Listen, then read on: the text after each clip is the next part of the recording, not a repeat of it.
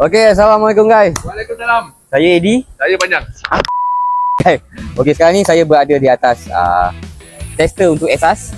Kami dalam proses R&D lagi. Jadi hari ni saya nak berceritakan tentang sebuah kereta BMW G20 tahun 2019. Jadi kereta ni mengalami masalah absorber yang lembut dan bila bawa tu dia rasa tak confident, rasa berbuai. Sebab kereta ni besar, G20 ni memang besar. Tetapi dia rasa tak firm. So bila kereta sampai, saya terus bawa masuk dekat tester mesin. Untuk first thing first, kita nak dapatkan berapakah bacaan ground contact dia. So guys, kat sini you guys boleh tengok depan kiri 24, depan kanan 26, belakang kiri 25, belakang kanan 27. So bacaan ground contact atas daripada 20. So dekat situ telah terbukti absorber ni lembut. Jadi dengan keadaan macam tu, kami terus buka keempat-empat absorber. Sebab apa kami nak buka? First kami nak tekan dulu absorber yang bacaan macam tu. So dekat sini you guys boleh nampak, bila tekan tu memang lembut guys. You guys boleh tengok komen kami tekan dengan sombong dan bongkaknya. Sebab lembut. Jadi sekejap lagi saya nak tengok dia sombong sangat, kejap lagi kita tengok macam mana dia tekan. So kita ambil sedikit masa untuk kita refurbishkan kepada 40% saver mengikut keberatan BMW G20 ni. So selepas dah siap semua, you guys boleh nampak dekat sini.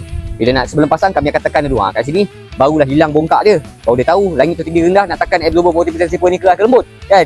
So selepas dalam masa yang sama, kita check sekali parts wear and tear yang dah rosak ataupun yang akan rosak. So kita akan inform bagi tahu owner, sekiranya rosak kita akan minta permission untuk kita tukar. So selepas tu barulah kita mulakan pemasangan. So selepas pasang, saya pun ambil kereta ni, saya test. Bila test tu rasa absorber tu firm dan rasanya lebih stable. Tetapi belum confirm lagi selagi tak masuk tester mesin. So selepas saya dah test, saya masuk dekat tester mesin.